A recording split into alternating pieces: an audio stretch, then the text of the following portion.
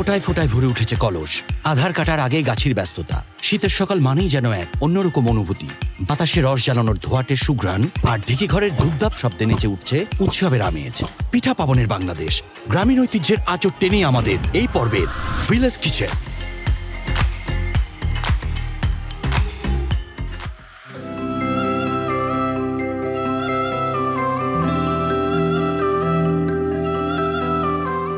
যশোরের যশ খেজুরের রস। বৃহত্তর যশোর অঞ্চলের রসের খ্যাতি এই বাক্যকে যেন প্রবাদে পরিণত করেছে। কুয়াশার আড়মোড়া ভেঙে শীতের সকালটা এই অঞ্চলের প্রতিটি গ্রামের ক্ষেত্রেই কর্মচঞ্চলতায় মুখর এক একটি ব্যস্ততম চিত্রপট। গাছে গাছে ঝুলে থাকা রসের হাড়ি ভরে উঠেছে রসে, আর তা সংগ্রহ করে কলস আর ভার কাঁধে অথবা সাইকেলে ট্যাঙ্কি ঝুলিয়ে গাছিদের ছুটে চলা। এ যেন এই গ্রামগুলোর হাড় কাঁপানো শীতকেও উৎসবের আমেজে জড়িয়ে রেখেছে। ভাই কি রস আহরণ করছে? হ্যাঁ, রস আহরণ করছে। কত ভার হয়েছে? এটা 10 ভার হয়েছে। 10 ভার। আচ্ছা ঠিক আছে, আপনি ঢালতে থাকেন, আমি একটু ওয়েলকাম করে আসছি দর্শকদেরকে। হ্যালো ভিউয়ার্স, সবাইকে ওয়েলকাম করছি আজকের ভিলেজ কিচেনের পর্বে। দর্শক, আজকে আমরা এসেছি হচ্ছে ঝিনাইদহ জেলায়, এবং আজকে আমরা যেটা করব সেটা হচ্ছে খেজুরের রস আহরণ করা চলছে, অ্যান্ড এখান থেকে কিভাবে গুড় দিয়ে পিঠা তৈরি করা হয় সব প্রক্রিয়াটা কিন্তু আপনাদের সাথে তুলে ধরবো।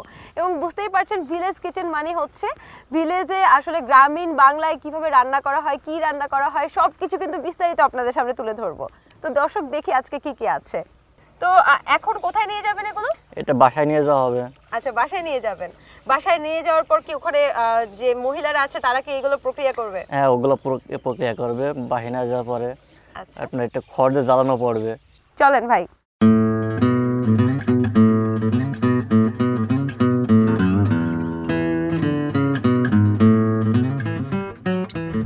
সূর্য ফোটার আগেই এই গ্রামের প্রায় প্রতিটি বাড়িতে জ্বলে ওঠে রস জ্বালানোর উনুন।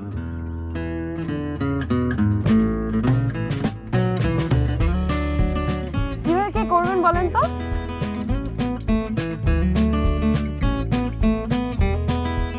এটা কেন?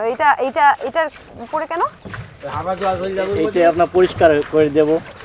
এরকম ফেনা ফেনা উঠে যাচ্ছে যে, গেজা হবে এক ধরনের, গেজাগুলো কেটে ফেলে দিতে হবে। আচ্ছা, এইটা হচ্ছে মাটির চুলা না? এখানে হচ্ছে দিতে হবে। আচ্ছা, কত লিটার হয়েছে এখানে? এখানে আনুমানিক 40 লিটার। 40 লিটার। কতখানি গুড় হবে এখানে? এখানে 10 কিলো গুড় হবে। 10 কিলো। তো চাচি কি লাকড়ি দেওয়া শুরু করে দিয়েছে? হ্যাঁ। আগুন কি জ্বলেছে? হ্যাঁ, আগুনে জ্বলছে। এটা কিন্তু আস্তে আস্তে জাল হচ্ছে। চাচি, কতক্ষণ জাল দিতে হবে এটা? 2 ঘন্টা, দেড় ঘন্টা, 2 ঘন্টা মতন। তো উপরে এই যে ফেনা ফেনা উঠে যাচ্ছে, এগুলো তো কি বলে? গাদ বলে না? গাদ বলে এটা। দর্শক, দেখতে পাচ্ছেন যে এই যে জাল দিচ্ছে এবং এটার উপরে ফেনা ফেনা উঠে যাচ্ছে এবং নিচে হচ্ছে রসটা। তো এই ফেনাগুলো হচ্ছে কিছুক্ষণ পর পর, চাচির কাছে যতটুকু শুনেছি যে কিছুক্ষণ পর পর 5 মিনিট পর যখন ফেনাটা জমে যাবে এটাকে আস্তে আস্তে ফেলে দিতে হবে, এবং এভাবেই আসলে রসটাকে সংগ্রহ করতে হবে। শেষ মানে 2 ঘন্টা পরে যখন জাল হবে সবগুলো ফেলে দেওয়ার পর তারপর আস্তে আস্তে হচ্ছে মূল রসটা পাওয়া যাবে, যেটা থেকে খেজুরের গুড় তৈরি হবে।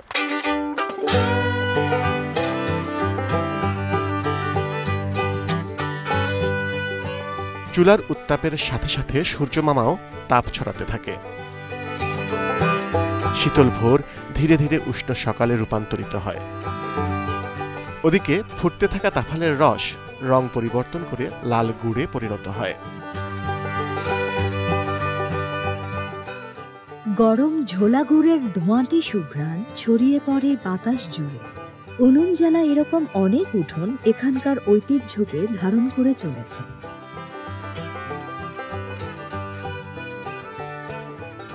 চাচা চাচি, আসসালামু আলাইকুম। চলে আসলাম আপনাদের কি করছেন দেখার জন্য। এই যে পাটালি বানাচ্ছি। আচ্ছা, এখন কি বীজ মারছেন? হ্যাঁ, বীজ মারছি। আচ্ছা দর্শক, এই যে এই গ্রামটা সিঙ্গিয়া গ্রাম, সেখানে প্রত্যেকটা বাড়িতে বাড়িতে কিন্তু খেজুরের রসের গুড় পাটালি তৈরি করা হয়। এবং আজকে আমি এখন আবার আরেকটা বাড়িতে এসেছি। এতক্ষণ আপনারা দেখছিলেন যে খেজুরের গুড় তৈরি করা হচ্ছিল, সেখানে জাল দেওয়া হচ্ছিল। এখানে কিন্তু জাল দেওয়া শেষ, প্রায় 3 ঘন্টা জাল দেওয়া শেষ। তারপর হচ্ছে এখান থেকে পাটালির জন্য রসটা বের করা হয়েছে, তাই না? জাল দেওয়ার পর এখন হচ্ছে বীজ মারা হচ্ছে। আচ্ছা, বীজ মারাটা হচ্ছে এখানে একটা কি, এটা হ্যাঁ আচ্ছা এটা কি এটা বীজ কাঠি বীজ কাঠি দিয়ে আসলে ঘষতে হয় না হ্যাঁ ঘষতেই ঘষলে এই যে বীজ মূল্য তারপরে এখন কি এখন ধুয়ে ঠান্ডায় এই বীজ ওর সাথে মিশাবো আচ্ছা মিশালে গুড় জমে যাবে ঢলতে হবে পাটালি হবে মানে বীজ মারার পর এই ঠান্ডা হওয়ার পর এটার সাথে এটা মিশাবেন মিশানোর পর পাটালি হয়ে যাবে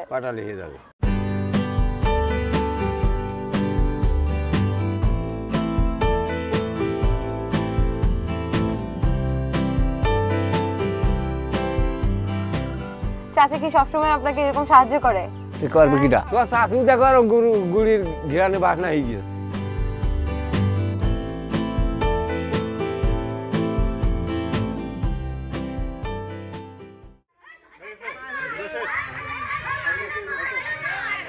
দিন বাড়ার সাথে সাথে শৈশবের হুল্লোড়ে মেতে ওঠে গ্রাম সেই সাথে চিরায়ত পিঠা পাবনের প্রস্তুতি চলে ঘরে ঘরে আগের দিন রাতে ভিজিয়ে রাখা আতপ চাল ধুয়ে অন্য একটি পাত্রে তুলে নেন গৃহিণী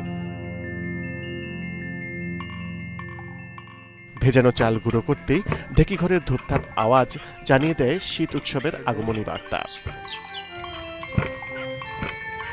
আসসালামু আলাইকুম চাচি এবং মামিরা কি করছেন আপনারা তালচি গুঁড়ো টুকছি হ্যাঁ মানে এটাকে ছাঁকনি দিয়ে ছাঁকছেন এটাতে কি লাভ হয় এটা কুটে চাল কুটে গুঁড়ো করে পিঠে বানাই আচ্ছা একদম মিহি হয়ে যাবে আচ্ছা বাহ বেশ ভালো একটু আগে দেখছিলাম আপনি এখানে যেন হাত দিয়ে কি করছিলেন এটা এলে দিছিলাম এই যে এলে দেওয়া মানে এগুলোকে মিশ্রণ করে দিচ্ছেন হ্যাঁ হ্যাঁ এগুলো মিশ্রণ করে দিচ্ছি কিন্তু আমার কাছে না মানে মনে হলো কি এই যে এই কাঠের যে ঢেকিটা সেটা হঠাৎ করে আপনি একদম তালে তালে এলে দিচ্ছেন হাতে পড়ে যাওয়ার কোনো সম্ভাবনা না না এটা থাকে না এটা আমাদের একটা অভ্যাস হয়ে গেছে আর আমরা এভাবে এলে দিই এগুলো লাগে না হাতে দর্শক আপনারা দেখতে পাচ্ছেন যে কি সুন্দর ছন্দে ছন্দে ঢেকিটা কিন্তু চাল গুঁড়ো করছে এবং উনিও একটা নির্দিষ্ট ছন্দে কিন্তু এটাকে ঘোরাচ্ছেন বা এটাকে মিশ্রণ করছেন এটা কিন্তু মানে তিনজন মিলে কাজটা করছে কিন্তু একটা নির্দিষ্ট ছন্দে এবং তারা এই তালটা কিন্তু ধরে রাখছে এই কারণেই কোনো অ্যাক্সিডেন্ট হওয়ার কোনো সম্ভাবনা থাকে না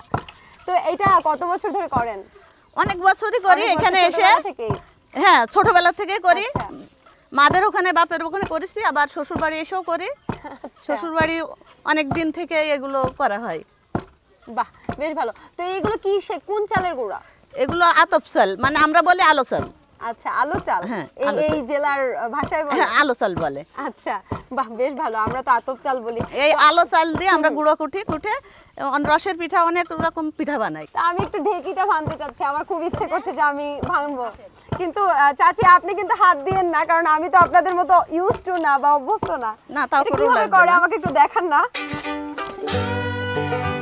এটা আমি একাই পারবো আচ্ছা আমাকে দেখিয়ে দেন এটা কি করব পারো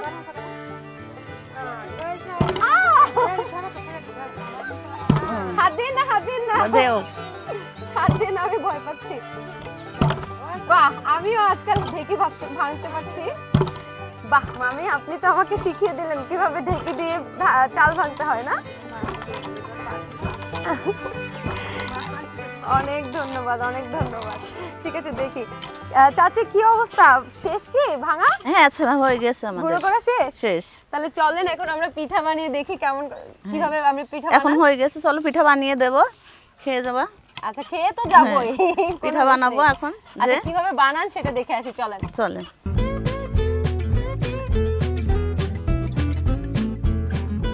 এরপর পিঠে বানানোর পালা তবে পাকঘরের প্রস্তুতি শুরুর আগে ঘরে উপস্থিত নিমন্ত্রিত কুটুম কি খবর কেমন আছেন নানির বাড়িতে ঘুরতে এসেছেন না এই যে প্রতি শীতের সময় আমরা রসের ভিজা পিঠে তারপরে যে রস গুড় দিয়ে তেলে ভাজা পিঠে এগুলো খেতে আসি প্রতি শীতের সময় তার মানে পিঠা খাওয়ার লোভে চলে আসেন জি আর খুবই লোভনীয় বলে আমরা প্রতি শীতে দাওয়াত জোর করে নিয়ে চলে আসি আমরা তো এই যে শীতের পিঠা খাওয়ার লোভে চলে আসেন নানিকে কি হেল্প করেন যদি কোনো কাজে কখনো লাগে তো আমরা একটু হাতে পিঠে করে দিই যে একটু খেতে দ্রুত করে খেয়ে যাই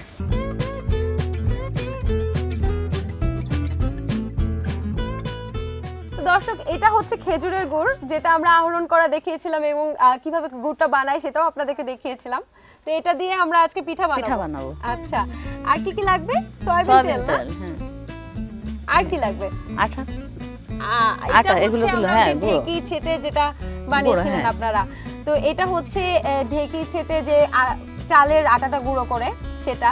আর কি কি লাগবে? আর এই যে পানি, গরম পানি আর লাগবে, এটাতে মিশিয়ে তারপরে আমি পিঠা বানাবো। আচ্ছা এইটা কি, এটা কি? ওইটাতে পিঠা তলবো।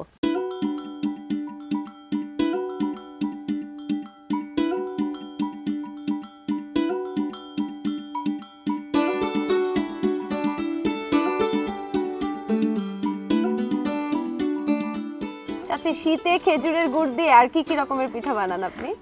খেজুরের গুড়ে পাখান পিঠা বানাই, আর রস দিয়ে ভিজনা পিঠা বানাই, আর নারকেলের এই যে পিঠা বানাই, আবার রসের হলো পায়েস রান্না করি।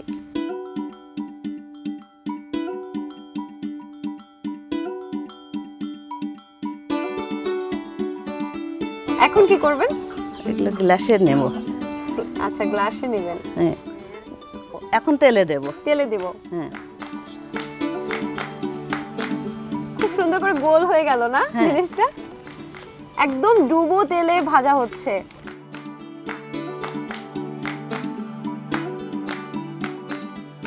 আমরা তো সাধারণত দেখি ওই যে খুন্তি টন্তি ইউজ করি, না আমরা কাঠি দিয়েই তোলে।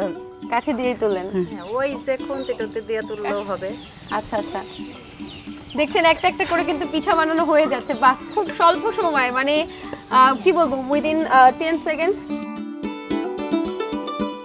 আচ্ছা আমি বুঝতে পারছি না এটা এত সুন্দর করে ডিজাইন হলো কি করে? এই যে তেলের ভিতরে দিলে ডিজাইনটা হয়ে যায়, একদম ফুলের মতো ডিজাইন হয়ে গেছে।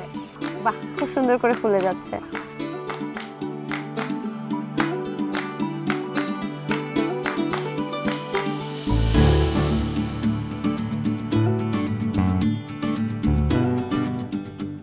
তো চাচি পিঠা তো দেখছি তৈরি হয়ে গেছে। হ্যাঁ আচ্ছা, দর্শক দেখতে পাচ্ছেন যে কত সুন্দর পিঠা তৈরি হয়েছে, একদম ব্রাউন শেপের, ব্রাউন কালারের, এবং শেপগুলো কিন্তু অনেক সুন্দর হয়েছে, এবং সাথে ফুলেও আছে অনেকটা, এবং খুব মানে কি বলবো মচমচে মনে হচ্ছে। তো চাচি আপনার এই পিঠাগুলো নিয়ে আপনার নাতিদের সাথে পরিবেশন করে আর খাই। হ্যাঁ আচ্ছা ঠিক আছে, চলুন।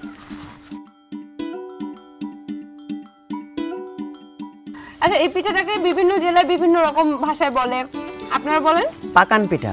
পাকান পিঠা, কোথাও পোয়া পিঠা, কোথাও তেলের পিঠা।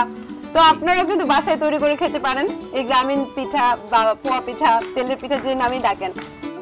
প্রতি শীতে আসলে নানির হাতের এই পিঠা না খেলে মানে মনে হয় যে ওই শীতকালটাই আসলে হয় না।